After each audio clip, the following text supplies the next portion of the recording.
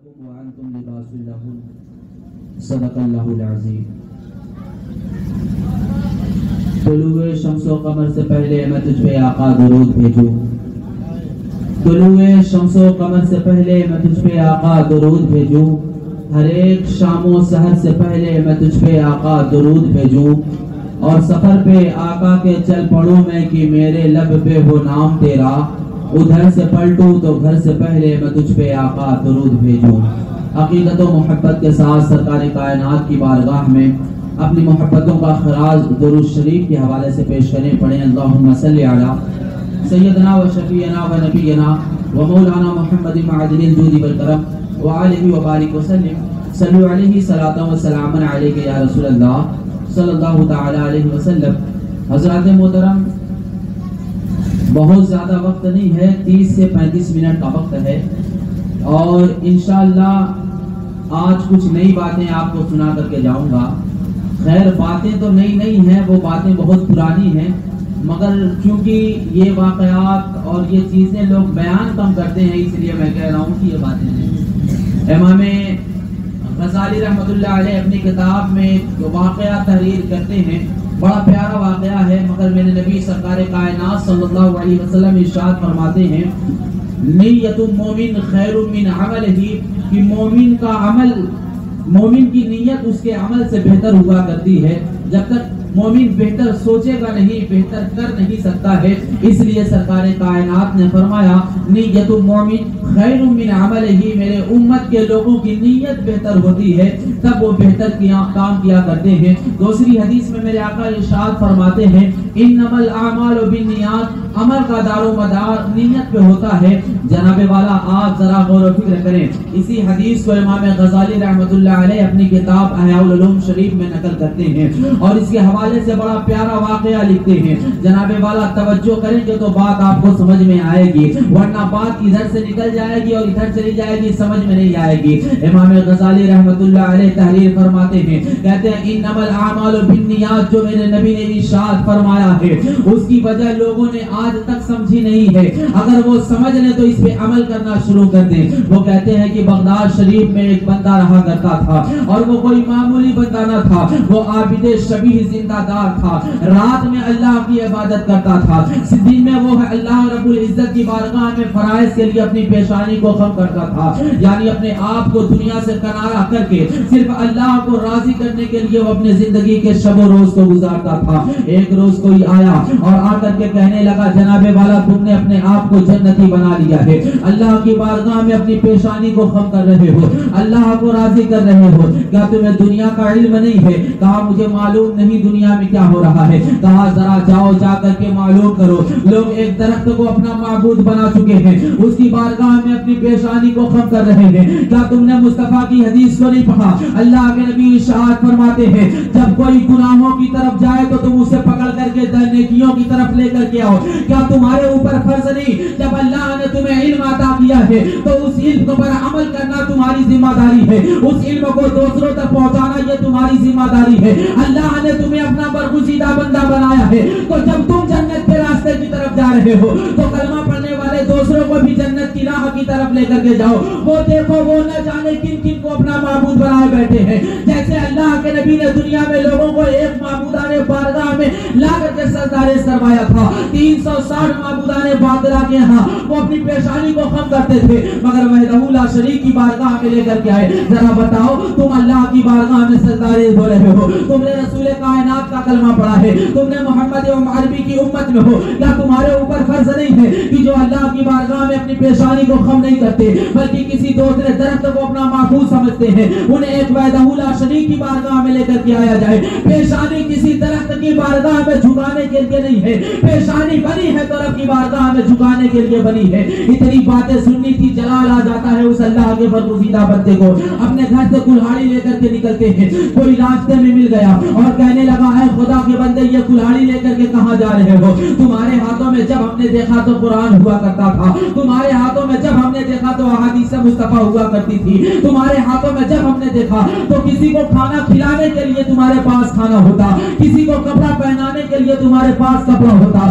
آج تم یہ کلہاڑی لے کر کے کہاں جا رہے ہو؟ کہنے لگے جناب والا آج ایک درخت کو کاٹنے جا رہا ہوں. کہا درخت کون ہے؟ کہا اس درخت کو کاٹنے جا رہا ہوں جس کو لوگ اپنا خدا سمجھ رہے ہیں, جبکہ پیشانی ایک خدا کی بارگاہ میں جھکنی چاہیے, اس کے علاوہ کسی کی بارگاہ میں پیشانی جھکنے کے لیے اللہ رب العزت نے نہیں بنائی ہے. کہنے لگا جناب والا تم درخت کو کاٹو گے تمہارا فائدہ کیا ہوگا؟ یعنی باتیں ہو رہی ہے. کہا فائدہ ہو یا نہ ہو مگر کم سے کم لوگ اس گناہ سے تو بچ جائیں گے. ایک خدا کی طرف آئے نہ آئے مگر کم سے کم درخت کو سجدہ کرنا تو چھوڑ دیں گے. تھوڑے سے آگے بڑے شیطان انسانی شکل میں آتا ہے اور کہتا ہے تم درخت کو کاٹ دو گے تو ہو سکتا ہے وہ کسی دوسرے درخت کو اپنا معبود بنا لے. کہا مجھے اس سے کوئی فرق نہیں پڑتا مگر میرے نگاہوں کے سامنے اس کے سامنے میرے نگاہوں کے سامنے لوگ اس کی پوجا کرتے ہیں, میں اس کو برداشت نہیں کر سکتا. شیطان نے دیکھا میرا حربہ اس پہ چلنے والا نہیں ہے تو اس نے دوسری شکل اختیار کی, اور جب دوسری شکل اختیار کر کے آیا تو اب یہ نفس سے کھیلنا شروع کرتا ہے اور کہتا ہے جناب والا آپ درخت کو کاٹ دیں آپ کا کوئی فائدہ نہ ہوگا,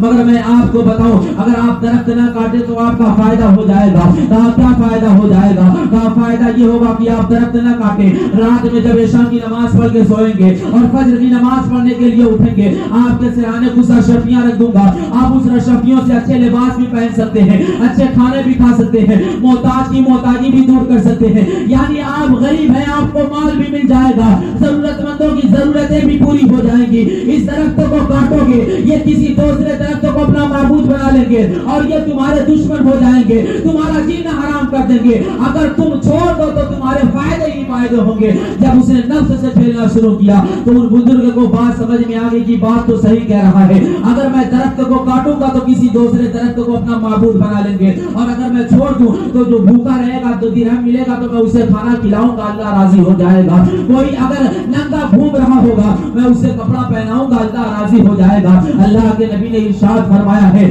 دنیا میں نماز کے بعد سب سے بڑی نعمت اور سب سے بڑا ثواب یہ ہے کہ کسی بھوکے کو کھانا کھلا دیا جائے, کسی ننگے کو کپڑا پہنا دیا جائے.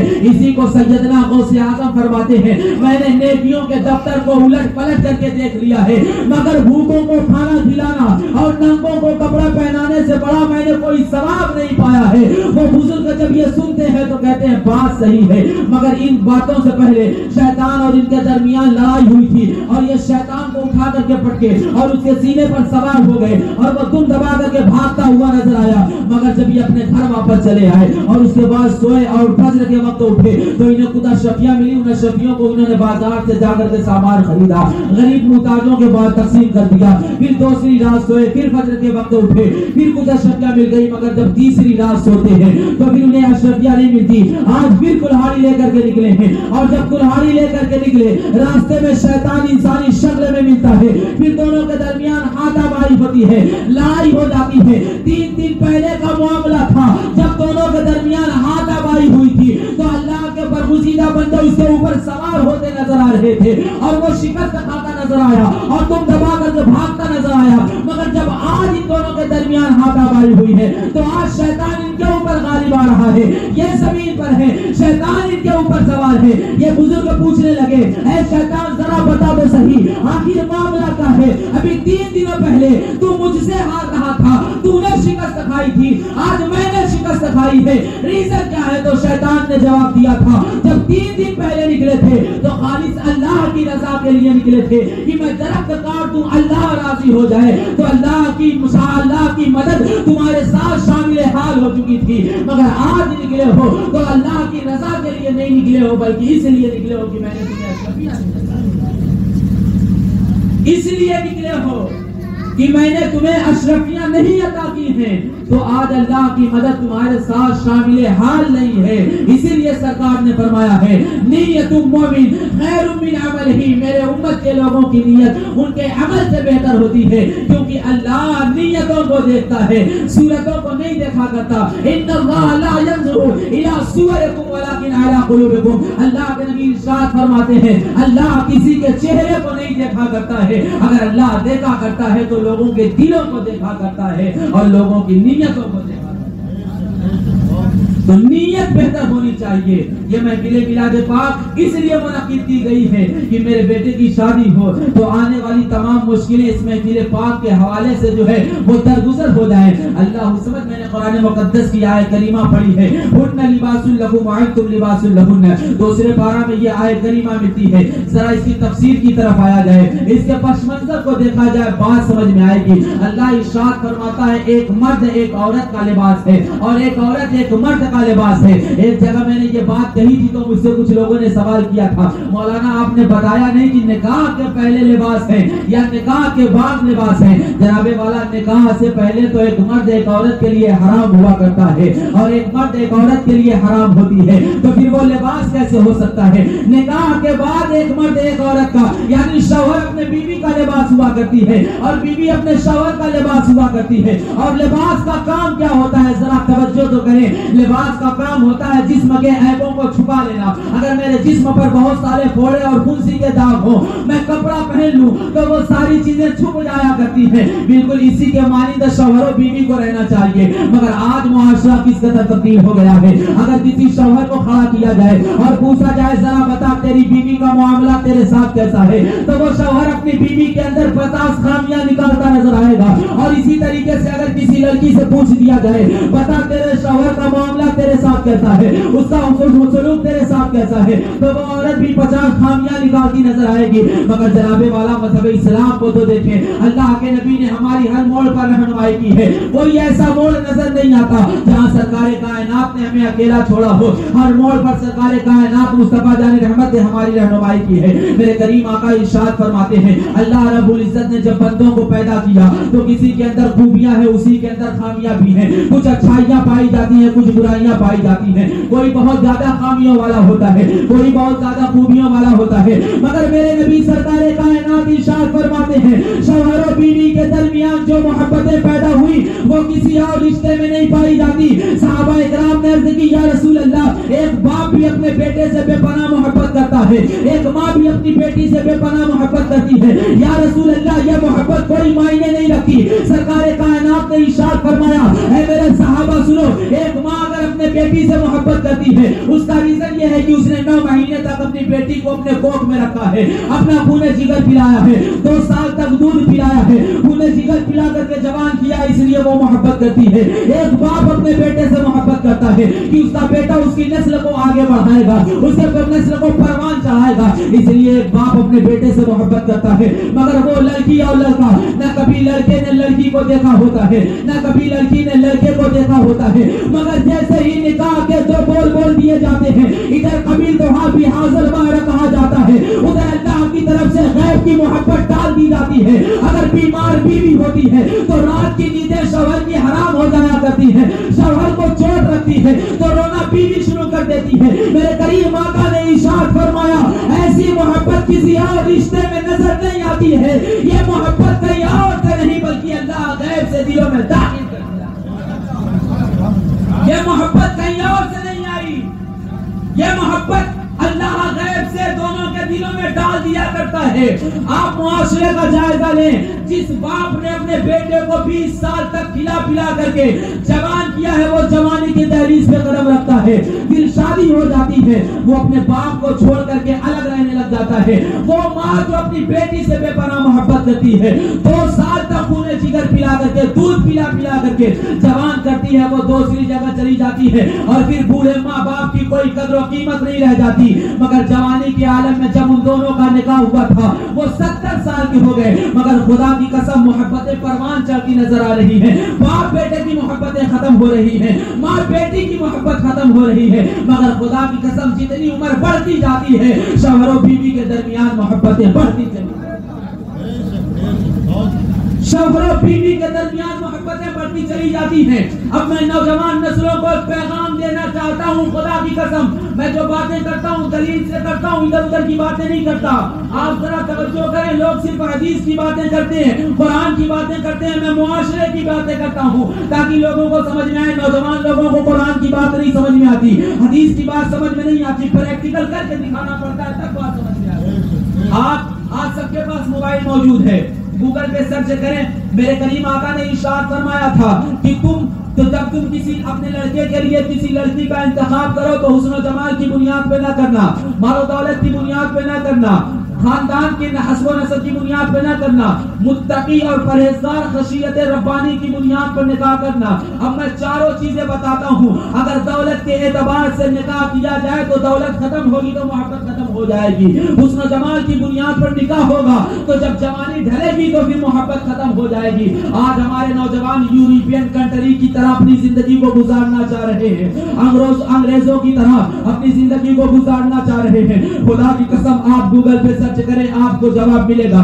میں نے پڑھا امریکہ میں لوگوں کی عمریں جب 18 سال کی ہوتی ہیں بغیر نکاح کے لوگ ساتھ رہنا شروع کر دیتے ہیں، پھر کہتے ہیں ہم نے شادی کر لی، کورٹ میرج کر لیا۔ پھر جناب والا جب عمریں 40 سے تجاوز کر جاتی ہیں، یعنی جب ایک لڑکا مال کمانا کم کر دیتا ہے اور ایک لڑکی جو 18 سال کی عمر میں بڑی خوبصورت ہوا کرتی تھی مگر جیسے اس نے 40 سال کا زمانہ گزرا اب چہرے پر وہ جو ہے خوبصورتی نظر نہیں آتی اور اس کے بعد اس کی کشش ختم ہوتی ہے، تو 40 سال کی عمر میں آپ کو امریکہ اور افریقہ میں ڈیورس کی کثرت پائی جائے گی، یعنی انہوں نے حسن کی بنیاد پر شادی کی تھی، حسن ڈھلا تو طلاق ہو گیا، مال و دولت کی بنیاد پر لڑکے کا انتخاب ہوا تھا تو جیسے 40 سال کی عمر کا ہوئی اور دولت کمانا کم ہوئی تو پھر طلاق ہونا شروع ہو گیا۔ 18 سال کی عمر میں جس نے شادی کی تھی لذت ختم ہوئی اور شادیاں ختم ہو گئی، مگر قربان جاؤ مصطفیٰ جان رحمت پر جس نے اپنے امت کے لوگوں کو یہ پیغام دیا ہے اگر تم نے کسی سے نکاح کر لیا ہے تو اس نکاح کو نبھاتے نظر آنا، اگر تمہاری بیوی کی تمہاری کوئی ادا پسند نہ آئے تو وہ شیطان کی طرف سے تمہارے دل میں فتور پیدا ہوتا ہے۔ میرے نبی نے ارشاد فرمایا ہر لڑکے اور لڑکی کے اندر کچھ خمیاں اور کچھ خوبیاں پائی جاتی ہیں، جب تمہارے دماغ میں شیطان فتور پیدا کرے کہ تمہاری بیوی کی یہ ادا پسند نہیں آتی تو میرے کریم آقا نے ارشاد فرمایا فوراً اپنی بیوی کی اس ادا کو یاد کر لیا کرو جس ادا کو دیکھ کر کے تم خوش ہو جاتے ہو، جب تم اسے یاد کر لو گے تو تمہارا غصہ زائل ہو جائے گا اور محبت پیدا ہو جائے گا۔ کوئی دنیا میں ایسا نہیں جو پرفیکٹ پیدا ہوا ہو، ہر کسی کے اندر کمی بھی ہے اور خامی بھی ہے۔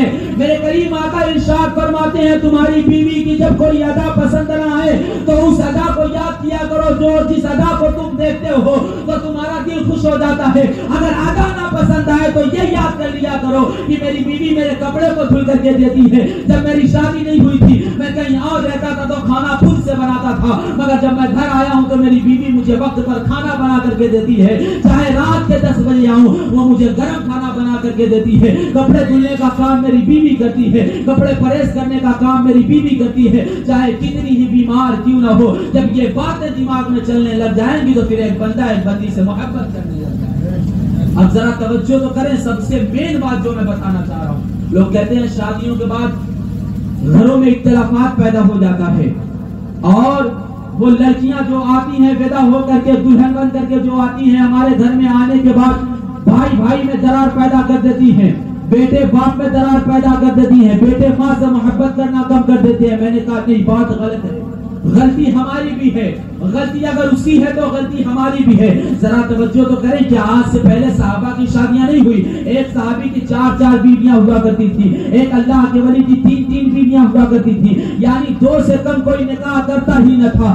آج ایک نکاح ہونے کے بعد ہماری بیویاں ہمارے خلاف زبان درازی کرتی نظر آ رہی ہیں، ہمارے پاس ایک بیوی ہم اس کی ضرورتیں پوری نہیں کر پا رہے ہیں۔ میں نے اسی لیے ایک عورت سے پوچھا تھا، میں نے کہا ذرا بتائیں آپ جب آپ لوگ ودا ہو کر کے آتی ہیں تو کیا آپ لوگوں کے دماغ میں یہ باتیں چل رہی ہوتی ہیں کہ جب ہم ودا ہو کر کے جائیں گے اور سسرال جائیں گے تو بھائی بھائی میں جو ہے تفرقہ پیدا کر دیں گے، باپ کو بیٹے سے دور کر دیں گے، ماں کو اپنے بیٹے سے دور کر دیں گے، کیا آپ کے دماغ میں یہ باتیں چل رہی ہوتی ہیں؟ اس نے بڑا پیارا جواب دیا تھا، کہنے لگی بیٹا ہم جب ودا ہو کر کے جاتے ہیں تو ہمارے دماغ میں یہ باتیں نہیں چل رہی ہوتی ہیں کہ ہم بیٹے کو باپ سے الگ کر دیں گے یا اپنے شوہر کو الگ لے کر کے رہنے لگ جائیں گے۔ میں نے کہا پھر معاملہ کیا ہے؟ چند سالوں کے بعد سارے شوہر اپنی अपनी बीवियों को लेकर के अपने माँ बाप को छोड़ करके अलग क्यों रहने लग जाते हैं? तो उसने कहा मामला ये है कि जब हम पैदा होकर के अपने घर से जाते हैं तो हमारे दिमाग में बातें ये चल रही होती हैं कि जैसे हम अपने माँ बाप का अदब करते थे वैसे ही अपने शौहर के माँ बाप का अदब करेंगे, जैसे हम अपनी बहन की मोहब्बत करते हैं वैसे ही अपने शौहर की बहन से मोहब्बत करते नजर आएंगे, जैसे हम अपने भाई को चाहते हैं वैसे ही अपने शौहर के भाई की भी इज्जत करेंगे। मगर जैसे जैसे जमाना गुजरता है, हम अपने ससुराल में रहते हैं, हमसे कोई गलती हो जाती है तो हमारी सास हमसे आकर के नहीं कहती कि बेटा तुमने ये गलती कर दी है, वो जा करके पड़ोस की औरतों को सारी बातें बताती है। अब जब पड़ोस की औरत कोई मौका मिलता है वो हमारे पास आती है तो वो नमक मसाला लगा करके हमसे कहती है कि तुम्हारी सास ने तुम्हारी ये बातें हमसे कही है, तुम्हारी ननद ने ये बातें हमसे कही है। तो अब तक हमारे दिल में जो हमारी सास की मोहब्बत मौजूद थी, हमारी ननद की मोहब्बत मौजूद थी, वो मोहब्बत खत्म होती नजर आ। खाना बनाने का तरीका अलग है, उसके यहाँ रहने का तरीका अलग है, उसके यहाँ बोलने का तरीका अलग है। जब तुम्हारे पास आए तो बताओ कि बेटा हमारे यहाँ खाना ऐसे बनता है, फिर वो खाना उस तरीके से ना बनाए तो उसकी गलती है। तुम उसे समझाओ कि बेटा हमारे यहाँ ये इस वक्त में ये काम नहीं किया जाता, अगर वो ना करे तो उसकी गलती है। गलती कोई और कर रहा है, तुमने किसी और को बताया है। जब पड़ोस वाले आते हैं तो वो ये नहीं चाहते कि ये घर खुशहाल रहे, बल्कि वो ये चाहते हैं कि ये घर बर्बाद हो जाए। इसलिए कभी भी दूसरों के यहाँ जाकर के शिकायतें ना किया करो, जो आई है उसको समझाओ। खुदा की कसम तुम्हारा घर जन्नत के बागों में से। मैं कह रहा हूँ, मैं तकरीर कर रहा हूँ, अगर मुझसे कोई गलती हो जाए बयान करने में या किसी और सहाबी से मरवी हो, मैं किसी और सहाबी से कह दूं, आप आकर के हाफिज सिराज साहब से कहें कि मौलाना ने ये काम कर दिया, ये गलत कर दिया, ये हदीस जो है किसी और से मरवी थी, तो हाफिज सिराज साहब कहेंगे कि मैं क्या कर सकता हूँ। आप जब मुझसे कहेंगे तो मैं अपनी गलती को सही करूंगा। हाफिज सिराज साहब मेरी गलती को सही नहीं कर सकते। इसलिए जब किसी लड़की को विदा करके लाएं तो आप उससे कहें कि बेटा ये चीज जो है हमें पसंद नहीं है, हमारे घर में ये काम नहीं होता। खुदा की कसम वो आकर के झगड़ा करने के इरादे से नहीं आती है, वो नहीं चाहती कि मेरा पूरा मुआशरा मुझे गालियां दे, वो ये चाहती है कि पूरी दुनिया मेरी मिसाल दे कि फला की बहू ये अच्छा काम कर रही है। मगर खुदा की कसम गलतियां हम करते हैं तो फिर दूसरों को कहने का मौका मिलता है। मेरे करीम आका ने इरशाद फरमाया कि जब तुम कोई लड़का किसी लड़की को निकाह करके विदा करके लेकर के अपने निकाह में आए तो उसकी जिम्मेदारी है कि वो उसे खाना खिलाए, वो उसकी जिम्मेदारी है कि उसे कपड़ा पहनाए, उसकी जिम्मेदारी है कि उसकी देख रेख करे। अब जरा मुझे बताएं, आप सारे लोग मेरे ख्याल से मुंबई और सऊदी अरबिया गए होंगे, जरा दिल पे हाथ रख के मुझे बताएं, हम अपने माँ बाप को छोड़ करके जब मुंबई जाते हैं, मैं तो सिर्फ तरावी पढ़ाने के लिए 1 महीने के लिए जाता हूँ, खुदा की कसम वहाँ पहचान के लोग होते हैं मगर जाने के बाद दिल नहीं लगता है। जरा मुझे बताएं तो सही, सऊदी अरबिया जाने वाला आंखों में आंसू लेकर के जाता है, जबकि वो वापस अपने घर आएगा अपने माँ बाप भाई बहन से बात करेगा। मगर जरा मुझे बताएं, वो लड़की जिसने तुम्हारी भरोसे पर अपने माँ बाप को छोड़ करके आई है, वो लड़की जो तुम्हारे भरोसे पर अपने सहेलियों को छोड़ करके आई है, वो लड़की जो तुम्हारे भरोसे पर अपने खानदान को छोड़ करके आई है, अगर तुम उसे गालियां दोगे तो उसकी दिलजोई कौन करेगा? अगर तुम उसे बुरा भला कहोगे तो उसकी दिलजोई कौन करेगा? ये एक शौहर की जिम्मेदारी है कि जब तुमने ये कहा है कबीर तो के सारी जिम्मेदारी मेरी है, तो जब वो बीमार पड़े तो दवा दिलाने की जिम्मेदारी एक शौहर की है, उसको कपड़े की जरूरत है तो कपड़ा दिलाने की जिम्मेदारी एक शौहर की है, उसको किसी चीज का खाने का दिल करे तो उसको खिलाने की जिम्मेदारी तुम्हारी है। अब मैं यहाँ एक बात कहना चाहता हूँ, माएं अपने बेटों को ये ताना देती नजर आती है कि तुम अपनी बीवी को खिला रहे हो, तुम अपनी बीवी को ये पहना रहे हो, जरा बताओ निकाह में वो उसकी आई है तो और कौन खिलाएगा? जिसकी बीवी होगी वही तो खिलाएगा। जब वो अपने माँ को छोड़ करके तुम्हारे बेटे के भरोसे पे आई है, घर होती थी उसको कोई चीज खाने का दिल करता, वो अपने बाप से कहती बाप पूरा कर दिया करता था, भाई से कहती भाई पूरा कर दिया करता था, चचा से कहती चचा पूरा कर दिया करता था। यानी जब अपने मैके में होती तो बहुत सारे लोग उसकी जरूरतों को पूरा करने वाले होते थे। ससुराल में सिर्फ वो अपनी जबान अपने शौहर से बोल सकती है। अब वो अपने शौहर से कहती है कोई चीज, अगर वो ला दे तो माँ को ये नहीं होना चाहिए कि बेटा तूने अपनी बीवी को खिला दिया। हाँ, ये जरूर कहे कि बेटा अगर अपनी बीवी के लिए लाता है तो जरा मेरे लिए भी ला दिया कर, तो ये बात अलग हो जाएगी, मगर कभी भी किसी को तकलीफ देने की बातें नहीं करनी। मुआशरा مصطفیٰ کے حدیث پہ عمل کر کے کامیاب ہوگا، اس کو چھوڑ کر کے معاشرہ کبھی اچھا نہیں ہو سکتا ہے۔ میں ہمیشہ یہ بات کہتا ہوں جب بھی شادی کے کسی تقریب میں جاتا ہوں تو میں یہ کہتا ہوں کہ لڑکوں کو میرے کریم آقا کی زندگی کو پڑھنا چاہیے اور لڑکیوں کو حضرت فاطمہ کی زندگی کو پڑھنا چاہیے۔ آج خدا کی قسم کوئی گھر ایسا نہ ہوگا جس میں ہفتہ یا 10 دن کا اناج موجود نہ ہو، مگر وہ نبیوں کے امام کی بیٹی ہے حضرت فاطمہ زہرا سلام اللہ علیہا۔ 3 دن گزر جاتا تھا مگر فاقے ہوتے تھے، گھر میں چولہا نہیں جلتا تھا۔ ایک مرتبہ حضرت علی بارگاہ مصطفیٰ میں حاضر ہوئے، ایک مرتبہ حضرت علی اپنے گھر میں داخل ہوئے، ساری کنیزیں آئی ہیں، آج تمہارے بابا کنیزیں تقسیم کر رہے ہیں، جاؤ اور مانگ کر کے لے کر چلی آنا۔ حضرت فاطمہ کہتی ہے اے میرے سرجاد میں آپ کی بات کو ٹال نہیں سکتی، مگر میں اپنے ہاتھوں سے جب چکی چلاتی ہوں، جو ہے آٹا پیستی ہوں، پھر آٹا گوندتی ہوں، روٹی بنا کر کے آپ کو کھلاتی ہوں، میرے دل کو بڑا سکون ملتا ہے۔ مگر حضرت فاطمہ سے حضرت علی کہتے ہیں اے میری زوجہ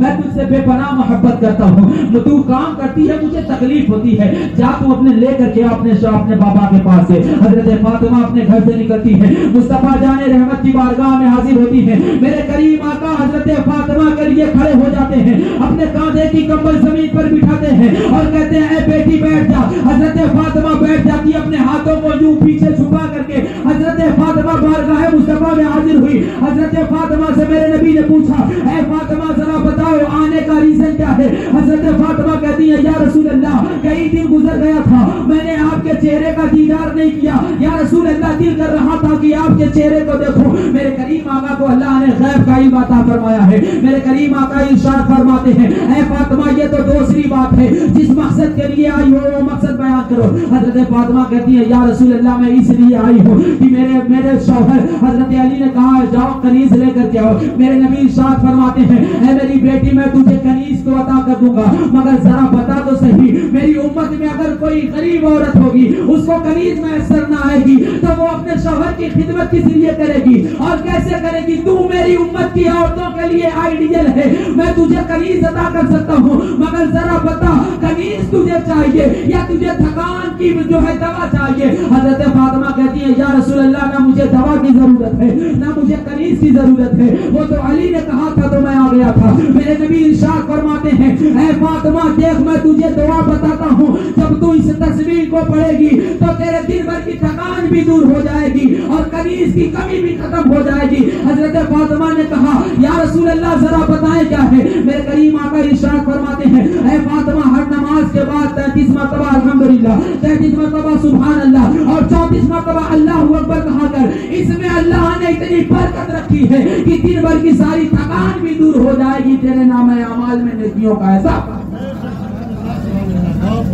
یعنی حضرت فاطمہ پوری دنیا کی امت کے لوگوں کو یہ پیغام دے رہی ہیں کہ 3 دن کی بھوکی ہوں مگر کبھی اپنے شوہر کی شکایت لے کر کے اپنے باپ کے پاس نہیں پہنچی، اور گئی بھی ہوں اپنے شوہر کے کہنے پر تو کنیز لے کر کے نہیں آئی ہوں بلکہ تسبیح فاطمی لے کر کے۔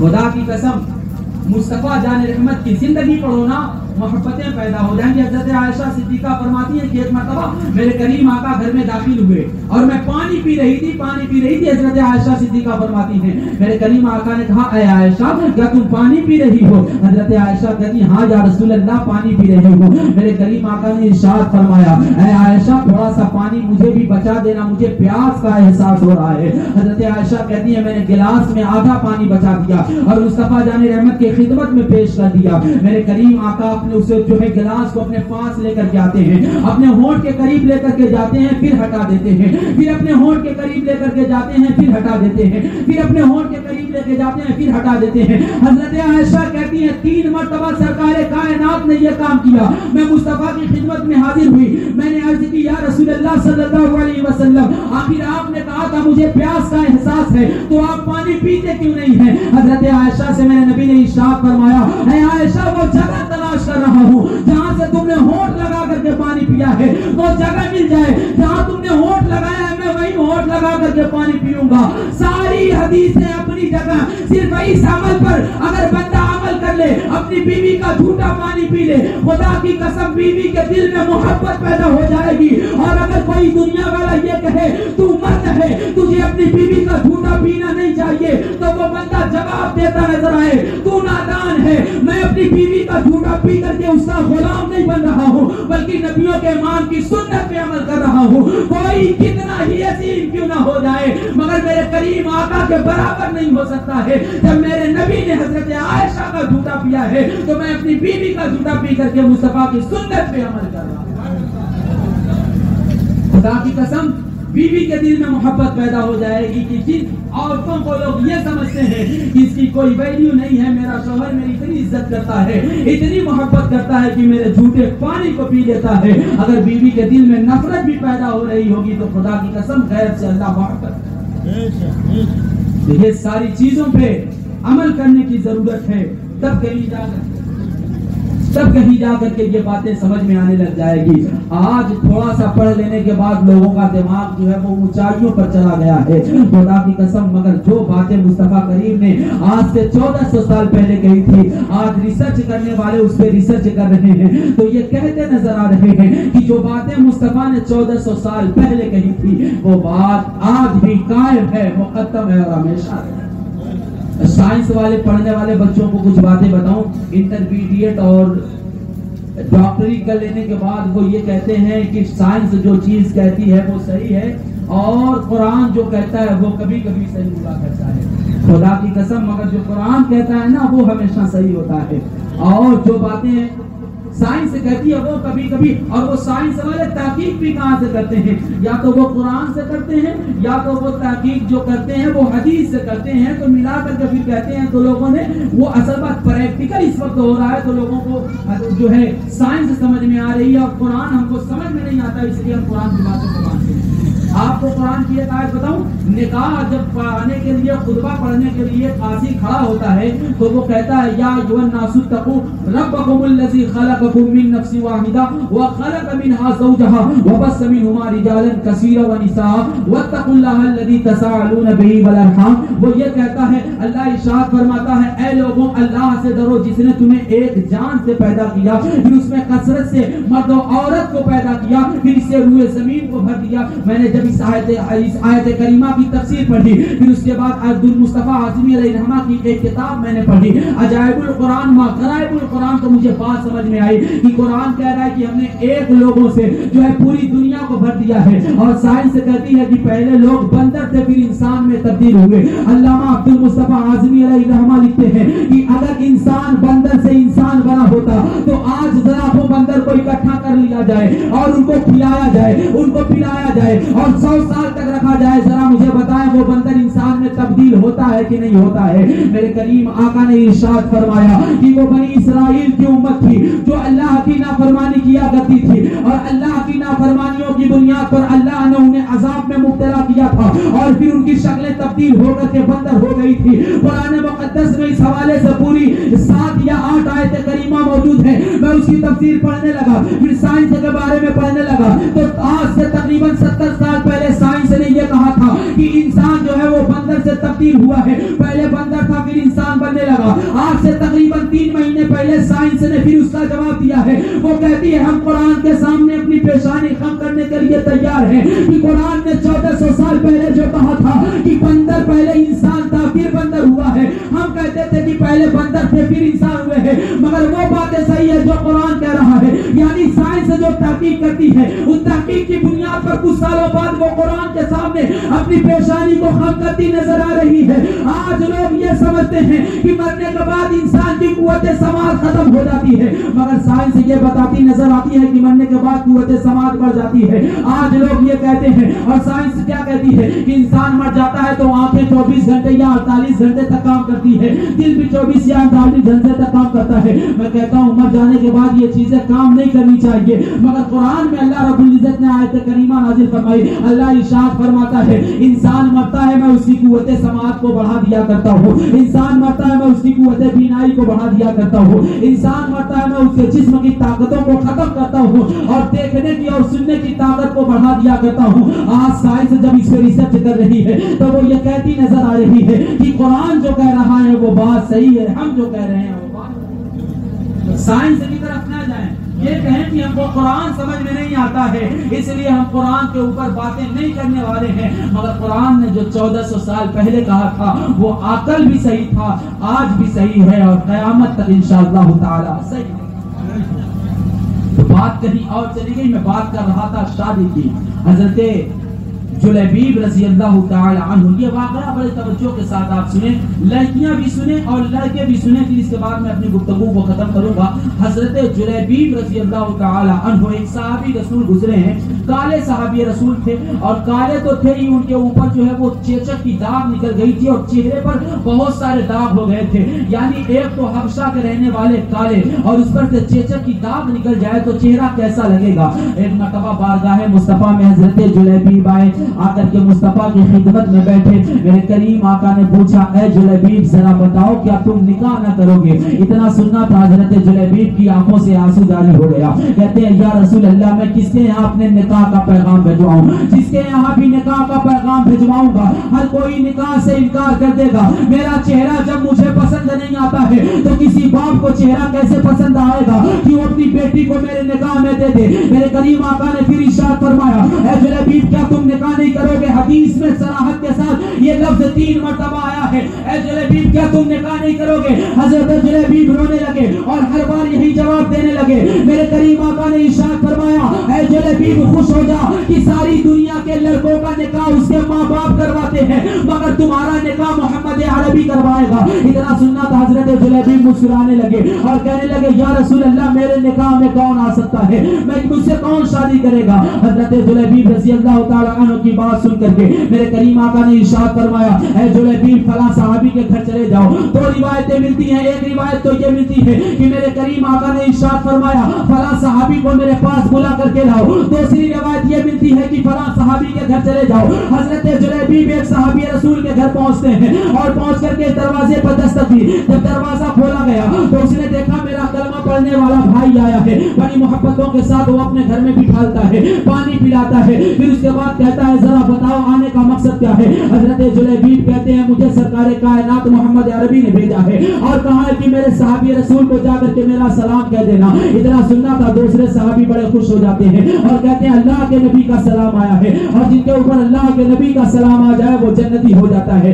کہا ذرا بتاؤ مقصد کیا ہے، کس مقصد کے لیے آئے ہو؟ حضرت جلیبیب کہتے ہیں میں اس لیے آیا ہوں کہ تمہاری لڑکی سے اپنا نکاح کرنا چاہتا ہوں، مجھے مصطفیٰ کریم نے بھیجا ہے۔ اتنا سننا تھا کہ وہ غصے میں آ جاتے ہیں، اس صحابی رسول سے کچھ کہتے نہیں ہیں، کہتے ہیں میری بیٹی مدینہ کی سب سے خوبصورت لڑکی ہے، پورے مدینہ میں میری بیٹی کی طرح کوئی خوبصورت نہیں ہے، جاؤ میں مصطفیٰ کریم سے اس ٹاپک پہ بات کروں گا۔ حضرت جلیبیب واپس چلے آتے ہیں، وہ اپنی بیوی سے مشورہ کرتے ہیں اے میری بیوی ذرا بتا تو صحیح سرکار کائنات نے ایک رشتہ بھیجا ہے، ہم کیا کریں؟ وہ بیوی کہتی ہیں اللہ کے نبی نے بھیجا ہے، کتنا بہتر رشتہ ہوگا، ہاں کر دیا جائے، مگر کہتے ہیں ذرا سن تو لے وہ رشتہ کس کا ہے؟ وہ بیوی کہتی ہے میرے سرکار ذرا بتائیں رشتہ کس کا ہے؟ تو وہ کہتے ہیں حضرت جلیبیب کا رشتہ آیا ہے۔ اتنا سننا تھا کہ لڑکی کے ماں کا چہرہ اڑ جاتا ہے اور کہتا ہے میرے سرکار ذرا بتائیں تو صحیح ہماری بیٹی مدینہ کی سب سے خوبصورت لڑکی ہے، اگر میری بیٹی کو اور جلیبیب کو اگر ایک جگہ کھڑا کیا جائے گا تو لوگ ہماری بیٹی کا مذاق بناتے نظر آئیں گے۔ چلیے مصطفیٰ جان رحمت کی بارگاہ میں ہم چل کے اللہ کے نبی سے بات کرتے ہیں۔ وہ دونوں شوہر و بیوی مصطفیٰ جان رحمت کی خدمت میں نکلنے ہی والے تھے کہ بیٹی نے پردے کے آڑ سے ساری باتیں سنی اور سن کر کے اپنی ماں اور باپ کو بلایا اور کہنے لگی اے میرے والدین ذرا بتاؤ آپ کہاں جا رہے ہیں؟ ماں نے کہا اے میری بیٹی اللہ کے نبی نے تیرے لیے ایک رشتے کا انتخاب کیا تھا مگر وہ رشتہ ہمیں پسند نہیں ہے، تو اتنی خوبصورت حضرت جلیبیب کالے کلوٹے ہیں اور چہرے پر دانا نکلا ہوا ہے، ذرا بتا تو جب ان کے نگاہوں کے سامنے دونوں کو ایک جگہ کھڑا کیا جائے گا تو تیری سہیلیاں تیرا مذاق بنانے نظر آئیں گی۔ ہم جا رہے ہیں مصطفیٰ جان رحمت کی بارگاہ میں اور کہیں گے یا رسول اللہ ہمیں یہ رشتہ پسند نہیں ہے۔ اتنا سننا تھا، وہ نوجوان لڑکی زاروں قطار رونے لگ گئی اور کہنے لگی اے میری ماں تم نے میری محبت میں یہ تک نہیں سوچا کہ یہ رشتہ کس نے بھیجا ہے؟ وہ نبی جس کے بارے میں قرآن ارشاد فرماتا ہو وما ينطق عن الهوى ان هو الا وحی یوحی، مصطفیٰ بولا نہیں کرتے ہیں جب جب تک اللہ نہیں چاہتا ہے. گویا اللہ چاہ رہا ہے کہ میرا نکاح حضرت جلیبیب سے ہو جائے. اپنی ماں کو اور اپنے باپ کو وہ بے لڑکی سمجھاتی نظر آتی ہے. کہتی ہے اے میری ماں, جب میری سہیلیاں مجھ سے کہیں گی, میری سہیلیاں میرا مذاق بنائیں گی کہ دیکھ تیرا شوہر کتنا کالا ہے, تو کتنی خوبصورت ہے, تو تمہیں تکلیف نہیں بلکہ مجھے تکلیف ہونی چاہیے. اے میری ماں, میرے پاس اس کا جواب موجود ہے. ماں نے کہا میری بیٹی بتا تو صحیح تیرے پاس کیا جواب موجود ہے. تو اس لڑکی نے کہا تھا اے میری ماں, جب میری سہیلیاں میرا مذاق بنائیں گی کہ تو اتنی خوبصورت ہے, تیرا شوہر کتنا کالا کلوٹا ہے, تو نے اس سے نکاح کیسے کر لیا, تو میں انہیں جواب دوں گی اے میری سہیلیوں, تمہارا نکاح تمہارے ماں باپ نے کروایا ہوگا, تمہارا رشتہ تمہارے خاندان والوں نے کھودا ہوگا, مگر دیکھو میں کتنی خوش نصیب ہوں کہ میرا کوئی نکاح کسی دنیا دار نے نہیں کروایا ہے بلکہ محبوب پروردگار نے کروایا ہے. بہت